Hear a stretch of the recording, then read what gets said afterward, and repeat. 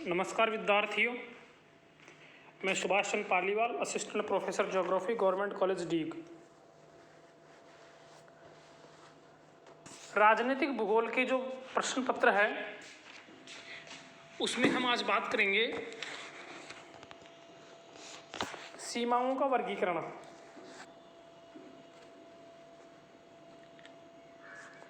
देखो, सीमाओं का वर्गीकरण मुख्यतः दो प्रकार से किया गया है, आपको स्क्रीन पर दिख रहा होगा।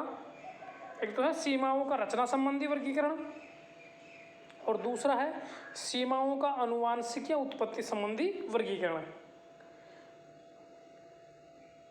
जो सीमाओं का रचना संबंधी वर्गीकरण है उसको भी तीन भागों में बांटा गया है: भू आकारिक सीमा, प्रजातीय भौगोलिक सीमा और ज्यामितीय सीमा। इसी प्रकार जो आनुवंशिक या उत्पत्ति संबंधी वर्गीकरण है इसको चार भागों में बांटा गया है: पूर्ववर्ती सीमा, परवर्ती सीमा, अध्यारोपित सीमा और अवशेष सीमा। तो हम सबसे पहला जो वर्गीकरण है उसकी बात करते हैं। विश्व के राजनीतिक मानचित्रों को देखने से स्पष्ट होता है कि जो सीमाएं हैं किसी प्राकृतिक स्वरूप या प्रजातीय स्वरूप को आधार मानकर अथवा रेखात्मक रूप से अंकित है। अतः रचना के आधार पर सीमाओं को तीन भागों में बांटा गया है, जिसमें है पहला भू आकारिक सीमा, दूसरा है प्रजातीय भौगोलिक सीमा और तीसरा है ज्यामितीय सीमा। अब पहला है भू आकारिक सीमा, जियोग्राफिक बाउंड्रीज। फिजियोग्राफिक है, इसमें मैंने गलत लिख दिया, भू आकारिक मतलब है फिजियोग्राफिक बाउंड्रीज। देखो, जब सीमा निर्धारण का आधार किसी धरातलीय आकृति जैसे पर्वत, नदी, झील आदि से संबंधित होता है तो उसे भू आकारिक सीमा की संज्ञा दी जाती है। इसके अंतर्गत प्रमुख रूप से पर्वतीय, पठारी या नदी या झील द्वारा निर्धारित सीमाएं महत्वपूर्ण होती है। सागरीय सीमा का विस्तार समुद्र तट से सागर की ओर होता है तथा मरुस्थल एवं वन प्रदेश भी इस प्रकार की सीमा के अंतर्गत होते हैं। अर्थात भू आकारिक सीमा जब सीमा निर्धारण का आधार किसी धरातलीय आकृति हो, जैसे कोई भी हो, पर्वत हो, नदी हो, झील हो, उसके द्वारा सीमा का निर्धारण है तो वो भू आकारिक सीमा कहलाती है। अब भू आकारिक सीमा के भी अनेक प्रकार हैं, जैसे पर्वतीय सीमा, नदी सीमा और झील सीमा। यानी अब हम भू आकारिक सीमा का क्या पढ़ रहे हैं, वर्गीकरण पढ़ रहे हैं। तो भू आकारिक सीमा में सबसे पहले है पर्वतीय सीमा। भू आकारिक सीमा में प्रथम प्रकार की पर्वतीय सीमा होती है। इनका निर्धारण पर्वत श्रेणी के सहारे होता है, जैसे स्पेन और फ्रांस के मध्य पिरेनीज पर्वत। यानी भू आकारिक सीमा, पर्वतीय सीमा में सीमा का निर्धारण पर्वत श्रृंखला के द्वारा होता है। जैसे स्पेन और फ्रांस के मध्य कौन सा पर्वत है, पिरेनीज पर्वत, इन दोनों की सीमा बनाता है। आपके स्क्रीन पे एक चित्र भी दिख रहा होगा, ऊपर फ्रांस है, नीचे स्पेन है, देखिए, और इन दोनों के बीच में जो ब्लैक सा है ये है पिरेनीज पर्वत को दिखाया हुआ है। ऐसा माना जाता है कि जो पर्वतीय सीमा है सभी प्राकृतिक तत्वों में एक निश्चित जल विभाजक रेखा होती है। निसंदेह रूप से जो पर्वतीय सीमा है वह अधिक स्थायी, सही और अवरोधक के रूप में भी होती है। सामान्यतः पर्वत श्रेणियां मानव समुदायों के सांस्कृतिक स्वरूप को भी प्रभावित करती हैं, लेकिन अनेक बार पर्वत श्रेणियां की जो सीमा होती है वो विवादों की श्रेणी में आ जाती है और सीमा पर विवाद हो जाते हैं। जैसे चिली अर्जेंटीना की सीमा पर हुआ विवाद। इसी प्रकार चीन और भारत के बीच में जो मैकमोहन रेखा है उस पर विवाद चल रहा है। तो इस तरह से पर्वतीय सीमा विवादों का कारण भी होती है, अगर स्पष्ट रूप से वहां पर अंकन नहीं होता है तो। भू आकारिक सीमा में जो दूसरी सीमा है वह नदी सीमा। पर्वतों की समान नदियों का उपयोग भी सीमांकन के लिए प्राचीन काल से किया जाता रहा है, क्योंकि नदियां मानचित्र पर स्पष्ट अंकित होती है तथा नदियों की चौड़ाई भी सीमित होती है, साथ ही यह धरातल पर भी दृष्टिगोचर होती है। विश्व में अनेक अंतर्राष्ट्रीय नदी सीमाएं हैं, जैसे संयुक्त राज्य अमेरिका और मैक्सिको के मध्य रायो ग्रांडे नदी, जेम्बेजी और जिम्बाब्वे के मध्य जेम्बेजी नदी, आपको चित्र में दिख ही रहा होगा। जेम्बिया और जिम्बाब्वे के मध्य कौन सी नदी? जेम्बेजी नदी है। नदी सीमा की जो संभावनाएं हैं कि नदी की सीमा कैसे निर्धारित करें, वह एक तट के सहारे कर सकते हो, या परिवहन योग्य नदी का मध्य का भाग कर सकते हो, या मध्यवर्ती रेखा के द्वारा कर सकते हो। यद्यपि प्रत्येक व्यवस्था में कठिनाई होती है और कई बार ये नदी जो सीमा है, जैसे बीच का भाग अपन ने मध्यवर्ती भाग कर लिया, तो कई बार जल के अधिक आगमन से वो क्या होता है, डगमगा जाता है। कई बार क्या होता है कि नदी का जल का ज़्यादा कौन ले, इसलिए भी वहाँ पर सीमा विवाद हो जाता है। तो इस तरह के सीमा समस्या चलती रहती है। नदी सीमा जब ही सफल होती है जब आपसी सहयोग हो।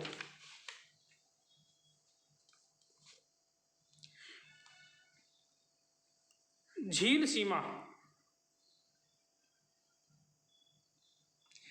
झीलों से भी सीमा निर्धारित की गई है। सामान्यतः इसमें मध्य रेखा को स्वीकार किया गया है, जैसे कि संयुक्त राज्य अमेरिका और कनाडा की सीमा सुपीरियर, हुरियन, ईरी और ओंटारियो झीलों से गुजरती है। इसी प्रकार पूर्वी अफ्रीका में भी कुछ झीलें जो सीमाएं बनाती हैं, जैसे विक्टोरिया झील का विभाजन युगांडा, केनिया और टांगानिका में असमान है, जो मध्य रेखा पर आधारित नहीं है। इसी प्रकार स्विट्जरलैंड की सीमा जिनेवा, लेगो मैगिर, लेगो डी लुगोना आदि झीलों से लगी हुई है। चित्र देखिए, कनाडा और अमेरिका के मध्य सुपीरियर झील, मिशिगन झील, हुरियन झील, सुपीरियर, हुरियन, ईरी और ओंटारियो। जो बीच में जो डॉट डॉट वाला लाइन है वो सीमा रेखा को दिखा रही है। ऊपर की ओर उत्तर की ओर कनाडा है और नीचे की ओर संयुक्त राज्य अमेरिका है। अब है प्रजातीय या भौगोलिक सीमाएं। देखो प्रजातीय या भौगोलिक सीमाएं क्या हैं?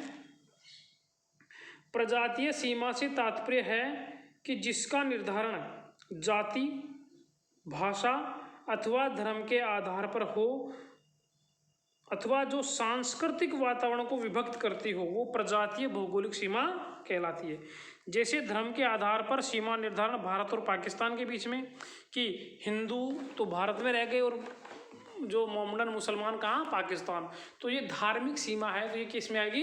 प्रजातीय भौगोलिक सीमा, क्योंकि इसका निर्धारण क्या है? धर्म है। इसी प्रकार अरब और इजराइल की सीमा भी प्रजातीय भौगोलिक सीमा का उदाहरण है। तो ज्यामितीय सीमाएं, विश्व में अनेक सीमाओं का आधार मात्र रेखाएं हैं। इसमें अक्षांश रेखाएं, देशांतर रेखाएं, दो बिंदुओं के मध्य निम्नतम दूरी को मिलाने वाली रेखा, कोई नदी या समुद्र तट के समान दूरी पर अंकित सीमाएं, इस तरह की जो रेखा, इस तरह की सीमाएं हैं वो स्पष्ट सीधी रेखा होती हैं।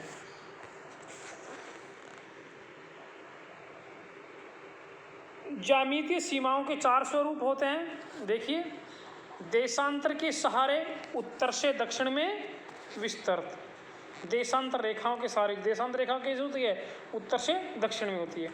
अक्षांशों के सहारे पूर्व पश्चिम में विस्तृत, दो बिंदुओं के मध्य निम्नतम दूरी को मिलाने वाली रेखा। चौथा है नदी अथवा समुद्र तट से समान दूरी पर अंकित सीमाएं। तो पहली हम बात करें कि देशांतर के सहारे उत्तर दक्षिण में विस्तृत। देशांतर के सहारे अंकित सीमा का सबसे अच्छा उदाहरण अलास्का और कनाडा सीमा है। अलास्का और कनाडा के बीच में 141 डिग्री पश्चिमी देशांतर के सहारे विस्तृत है। 141 डिग्री पश्चिमी देशांतर जो रेखा है वो कनाडा और अलास्का के बीच सीमा बनाती है। इसी प्रकार अक्षांशीय सीमाओं में संयुक्त राज्य अमेरिका और कनाडा के मध्य की सीमा जो 49 डिग्री उत्तरी अक्षांश के सहारे हैं, 49 डिग्री उत्तरी अक्षांश की सीमा किस किस के मध्य बना रही है? कनाडा के मध्य बना रही है और अमेरिका के मध्य सीमा बना रही है। इसी प्रकार दो बिंदुओं के मध्य निम्नतम दूरी को मिलाने वाली जो रेखा है वो मैक्सिको और संयुक्त राज्य अमेरिका की जो सीमा है वो इसी प्रकार की सीमा है। जब कोई नदी है या समुद्र तट है और उसके सहारे एक निश्चित दूरी तय करके जब सीमा का निर्धारण हो जाता है तो वो चौथा प्रकार है। इसी प्रकार जो ज्यामितीय सीमाएं हैं वो अफ्रीका महाद्वीप में सबसे ज़्यादा पाई जाती है, क्योंकि अफ्रीका महाद्वीप में इन सीमाओं का जो निर्माण किया वो उपनिवेशिक देशों ने किया, ठीक है, और उन्होंने इनके सांस्कृतिक वातावरण को और क्षेत्रीय ज्ञान को ध्यान में नहीं रखा। चित्र में आपको ज्यामितीय सीमाएं दिख भी रही होगी, अल्जीरिया और माली के बीच, अल्जीरिया नाइजर के बीच, लीबिया और चाड के बीच, मिस्र और सूडान के बीच, है ना। तो ये सारी क्या है? उत्तरी अफ्रीका में ज्यामितीय सीमाएं। अब हम बात करेंगे सीमाओं का आनुवांशिक वर्गीकरण। सीमाओं के आनुवांशिक वर्गीकरण में सीमाओं का विभाजन उनकी उत्पत्ति के समय के सांस्कृतिक वातावरण के आधार पर किया गया है। यानी जब सीमा बनी तब सांस्कृतिक वातावरण क्या था, इस प्रकार का विचार सबसे पहले यानी सीमाओं का जो जेनेटिक क्लासिफिकेशन किया वो हार्टसोन मोदे ने किया। किसने किया? हार्टसोन ने अपने एक पत्र suggestion of the terminology of political boundaries में प्रस्तुत किया। इसका मुख्य आधार यह है कि सीमाएं सांस्कृतिक वातावरण के विकास से पहले, मध्यांतर में अथवा बाद में स्थापित की गई है। इस विभाजन का नामकरण भौतिक भूगोल की नदी प्रणाली के विकास के आधार पर किया गया और आनुवांशिक वर्गीकरण के आधार पर सीमाओं को 4 भागों में विभक्त किया गया है: पूर्ववर्ती सीमा, परवर्ती सीमा, अध्यारोपित सीमा और अवशेष सीमा। तो हम एक एक को समझने का प्रयास करेंगे। पूर्ववर्ती सीमा क्या है? देखो, जैसे नाम से ही है, एंटेसिडेंट पूर्ववर्ती, अर्थात पूर्ववर्ती सीमा से तात्पर्य है कि जिसका विकास सांस्कृतिक वातावरण के विकास से पहले हुआ हो, यानी पूर्ववर्ती पहले से ही हुआ हो, वह सीमा जिसका विकास सांस्कृतिक वातावरण के विकास से पहले ही हुआ हो, पूर्ववर्ती सीमा कहलाती है।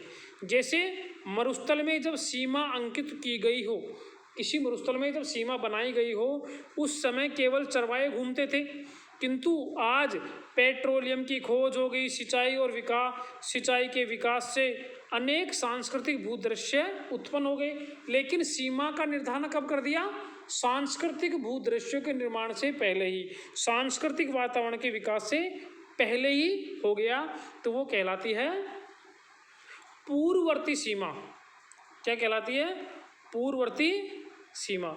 जैसे संयुक्त राज्य अमेरिका और कनाडा की सीमा उस समय निर्धारित की गई थी जब झीलों की पश्चिमवर्ती क्षेत्रों में कुछ शिकारी घूमते थे, जबकि अब शहर, परिवहन, कृषि का विकास हो गया है और लगभग सभी भागों में जनसंख्या का विस्तार हो गया है।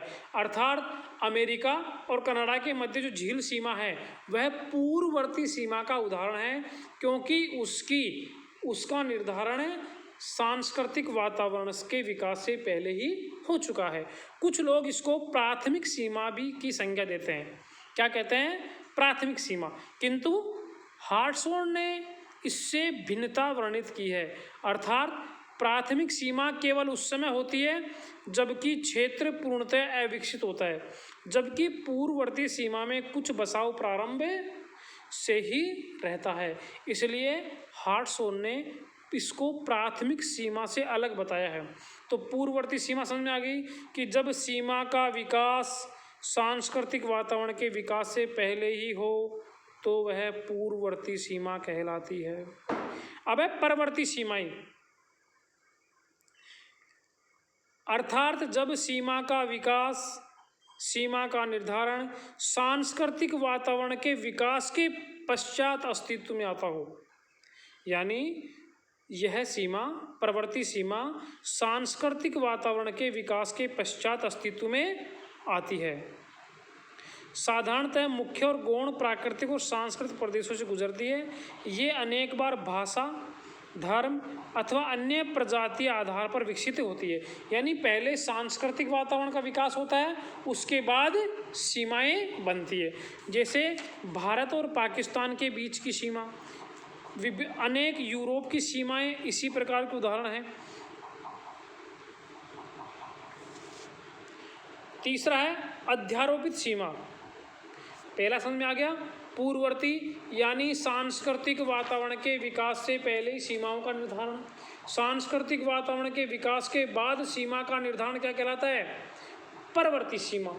इसमें उनके सांस्कृतिक वातावरण को ध्यान में रखा जाता है, जैसे भारत और पाकिस्तान के मध्य सीमा का विभाजन हुआ।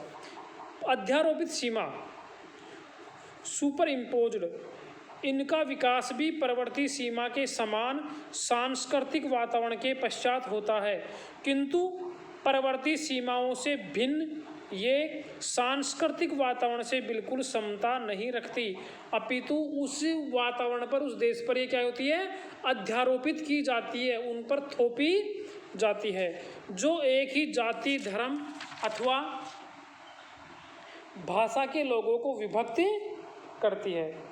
उपनिवेशिक शक्तियों में एशिया, अफ्रीका, दक्षिणी अमेरिका में इस प्रकार की सीमाओं का विकास हुआ है। विशेषकर घाना, टोगा, नाइजीरिया, अंगोला, दक्षिणी पश्चिम अफ्रीका की सीमाएं इसी प्रकार की सीमाएं हैं। तो जो अध्यारोपित सीमा है वो भी सांस्कृतिक विकास के बाद में निर्धारण होता है, लेकिन ये उस देश के सांस्कृतिक वातावरण को ध्यान में नहीं रखकर उन पर क्या करते हैं? थोपी जाती है, अध्यारोपित की जाती है।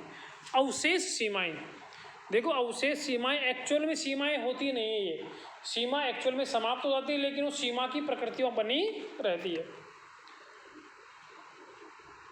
अवशेष सीमा से तात्पर्य जिस सीमा की समाप्ति हो गई हो किंतु वहाँ के सांस्कृतिक वातावरण में वह विद्यमान रहती है। इसके लिए हार्टशॉर्न ने रूस और जर्मनी की सीमा का उदाहरण दिया है। यानी एक्चुअल में तो वो सीमा समाप्त हो गई, किंतु वहाँ के सांस्कृतिक वातावरण में वो सीमा विद्यमान रहती है, वो कहलाती है अवशेष सीमा। तो इस तरह से पूर्ववर्ती, परवर्ती ये आपके चित्र में मैंने दिखाया हुआ। इस प्रकार आप बुक की सहायता से राजनीतिक भूगोल डॉक्टर एच.एम. सक्सेना उसमें से आप पढ़ोगे और निश्चित रूप का आपके समझ में आएगा।